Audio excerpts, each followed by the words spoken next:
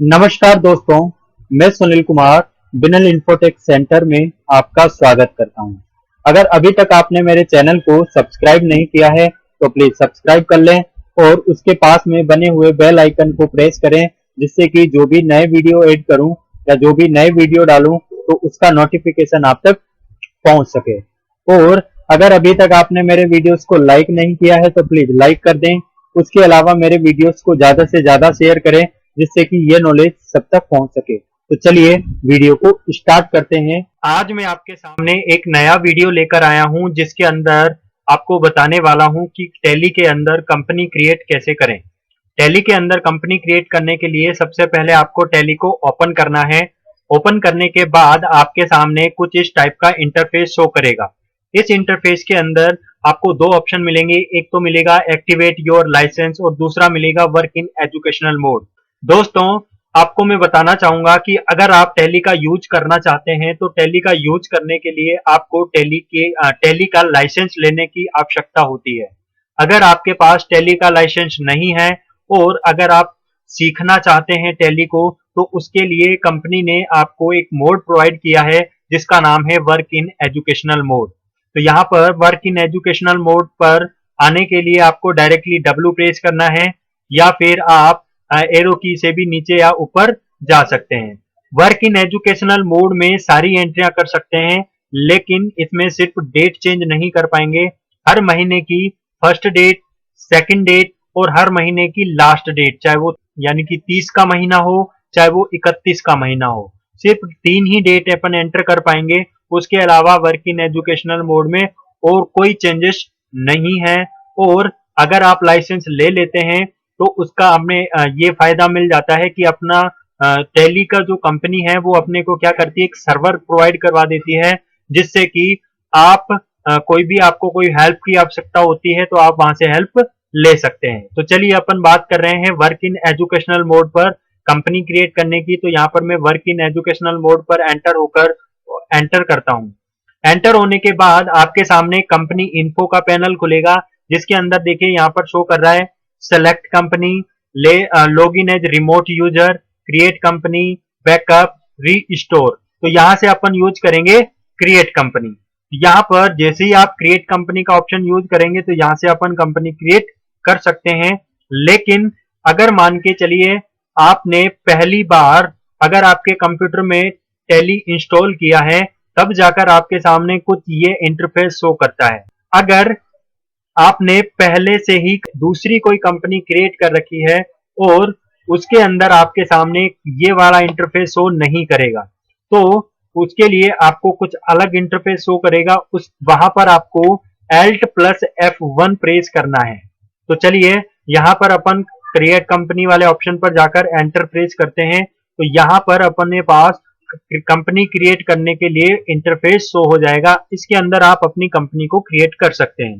पहला option show करेगा आपको डायरेक्टरी।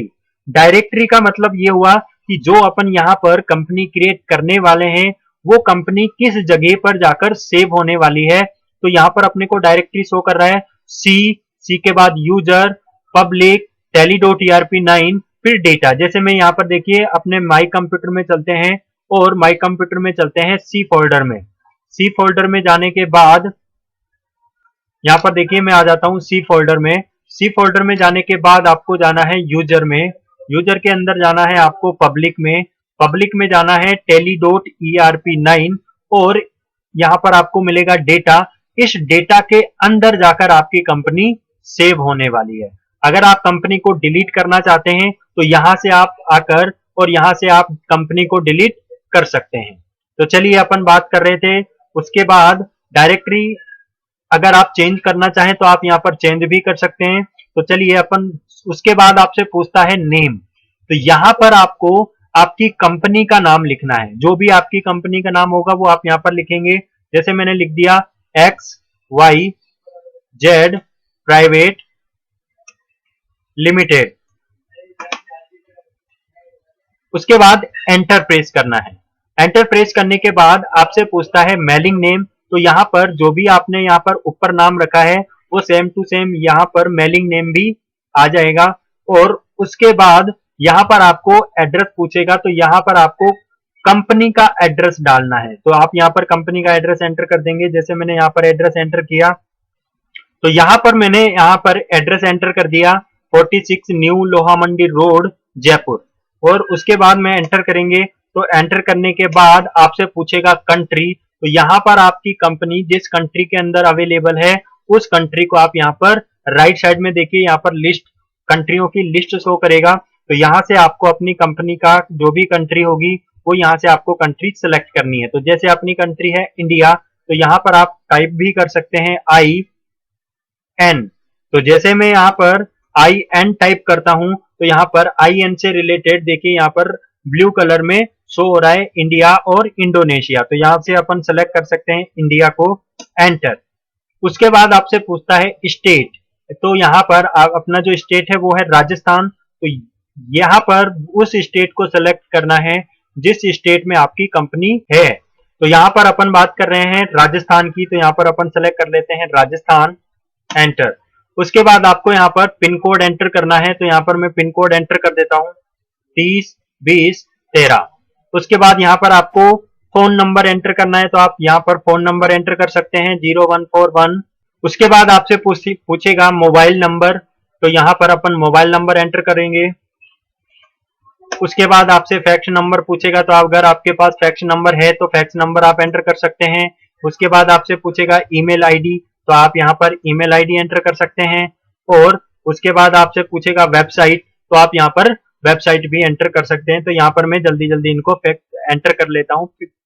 उसके बाद आपसे पूछता है books and financial year detail. यहाँ पर देखिए राइट साइड में आपसे पूछेगा books and financial year detail, जिसके अंदर आपके पास दो ऑप्शन शो करेगा। पहला ऑप्शन शो कर रहा है फाइनेंशियल ईयर बिगिनिंग फ्रॉम, और सेकंड ऑप्शन पूछेगा books beginning from. Financial year beginning from अगर अपन बात करें तो जब भी आप किसी भी कंपनी की बात करें या कंपनी में वर्क की बात करें, तो उनका जो फाइनेंशियल ईयर चलता है वो चलता है 1/4 से लेकर और 31/3 तक। तो यहाँ पर अगर मान के चलिए अपन आज की डेट की बात करें, तो आज डेट है 12 तारीख 5वां महीना 2020। तो उस कंडीशन में अपना जो इस डेट का जो फाइनेंशियल ईयर रहेगा वो रहेगा 1/4/2020 से लेकर 31/3/2021 तक का। तो यहाँ पर मैं यहाँ पर बुक्स यहाँ पर फाइनेंशियल ईयर बिगिनिंग फ्रॉम के अंदर यहाँ पर मैं ये डेट रहने देता हूँ। उसके बाद पूछता है आपसे books beginning from. Books beginning from का मतलब ये हुआ कि जब से जो भी जिस डेट से आप एंट्रियां करना स्टार्ट करोगे उस डेट को आपको यहाँ पर एंटर करना है। तो मैं यहाँ पर इसी डेट से ही एंट्रियां करना स्टार्ट करने वाला हूं, तो मैंने यहाँ पर उस डेट की एंट्रियां उसी डेट को लिख दिया। उसके बाद एंटर प्रेस करना है। उसके बाद आपसे पूछता है टेली वॉलेट पासवर्ड, तो आप इसको ब्लैंक रहने दें। उसके बाद आपसे पूछेगा रिपीट पासवर्ड, तो यहाँ पर रिपीट पासवर्ड को भी अपन छोड़ देंगे, क्योंकि ये वाला जो टॉपिक है अपन बाद में जानेंगे इस टॉपिक के बारे में। अभी अपन बात कर रहे हैं ओनली कंपनी क्रिएशन की। तो कंपनी क्रिएशन के अंदर सिर्फ मैं आपको ये दो टॉपिक को आपको छोड़ देना है। उसके बाद अपन बात कर रहे हैं यूज सिक्योरिटी कंट्रोल। अगर आप जो भी कंपनी क्रिएट कर रहे हैं, अगर आप उसके अंदर पासवर्ड लगाना चाहते हैं तो उसके लिए आप यूज करेंगे यूज सिक्योरिटी कंट्रोल वाले ऑप्शन का। तो यहाँ पर शो कर रहा है नो, तो आप इस ऑप्शन को यस करेंगे। यस करने के लिए आप वाई प्रेस कर सकते हैं या फिर आप यहाँ पर YES भी लिख सकते हैं। तो यहाँ पर मैंने लिख दिया YES और एंटर। और उसके बाद आपके सामने यूजर नेम और उसका पासवर्ड पूछेगा। जिस प्रकार से अपन फेसबुक या कोई भी साइट यूज करते हैं तो उसके अंदर अपने को यूजर नेम और पासवर्ड रखना होता है, तो यहाँ पर भी अपने को यूजर नेम और पासवर्ड रखना होगा। तो मैं यहाँ पर यूजर नेम रख लेता हूँ, कैपिटल अक्षरों में लिख रहा हूँ ASDF, और पासवर्ड रख रहा हूँ 1234, एंटर। रिपीट पासवर्ड 1234 और एंटर। उसके बाद आपसे पूछेगा यूज टैली ऑडिट फीचर्स, तो आप इस ऑप्शन को रहने दें, क्योंकि ये जो दो नीचे के जो ऑप्शन दे रखे हैं यूज टैली ऑडिट फीचर्स और disallow opening in educational mode, ये दो ऑप्शन, और उसके ऊपर वाले जो ऑप्शन थे टैली वॉलेट पासवर्ड और रिपीट पासवर्ड, ये दोनों ऑप्शन को मैं आपको बाद में बताऊंगा। अभी आप इन दोनों ऑप्शन को अभी छोड़ दीजिए और एंटर करते हुए आगे चलते हैं। अब बात करते हैं अपन बेस करेंसी इंफॉर्मेशन की। बेस करेंसी इंफॉर्मेशन यानी कि आप जिस जहां पर रहते हैं उसका करेंसी का इंफॉर्मेशन आपको यहाँ पर पूछेगा। तो सबसे पहला ऑप्शन पूछा जा रहा है आपसे बेस करेंसी सिंबल, यानी कि आप जिस कंट्री में रहते हैं उसका सिंबल क्या है। तो अपन यूज करते हैं रुपीस, तो यहाँ पर मैंने उसका सिंबल यूज पहले से ऑटोमेटिकली यहाँ पर आ रहा है, रुपीस का चिन्ह यानी कि उसका सिंबल शो कर रहा है। उसके बाद आएगा फॉर्मल नेम, तो अपना जो फॉर्मल नेम होता है वो होता है INR यानी कि इंडियन रुपीस। उसके बाद अपन बात करेंगे सफिक्स सिंबल टू अमाउंट।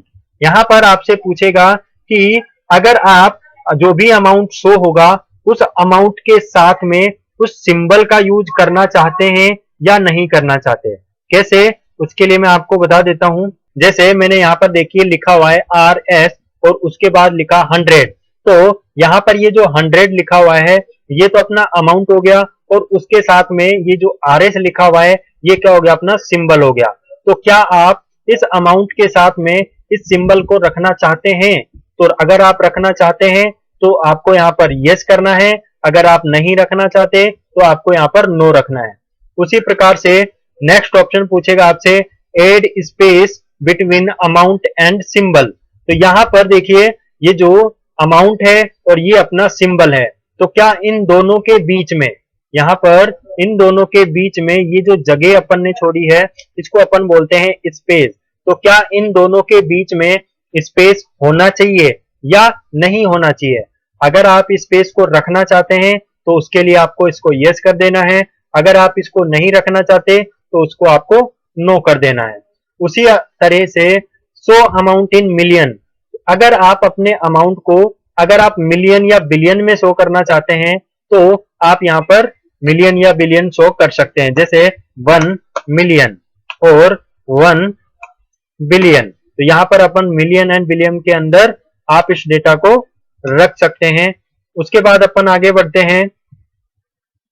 उसके बाद अपन बात करते हैं नंबर ऑफ डेसिमल प्लेस। यहाँ पर देखिए राइट साइड में नंबर ऑफ डेसिमल प्लेस आएगा। तो यहाँ पर इसका मतलब ये हुआ कि जब भी आप कोई भी अमाउंट लिखते हैं, तो जैसे मैंने यहाँ पर लिखा 100.05, तो इसका मतलब ये हुआ 100 रुपए 5 पैसे। तो यहाँ पर अपन ने ये जो पॉइंट यूज किया है ये इस पॉइंट को अपन बोलते हैं डेसिमल पॉइंट।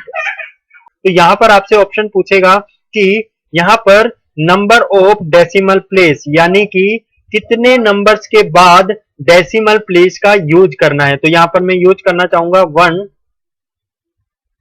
और 2 और इसके बाद में यानी कि 2 नंबरों के बाद में डेसिमल प्लेस का यूज करना है। तो यहाँ पर आप उतने नंबर एंटर कर सकते हैं जितने नंबर्स के बाद आप डेसिमल प्लेस का यूज करना चाहते हैं।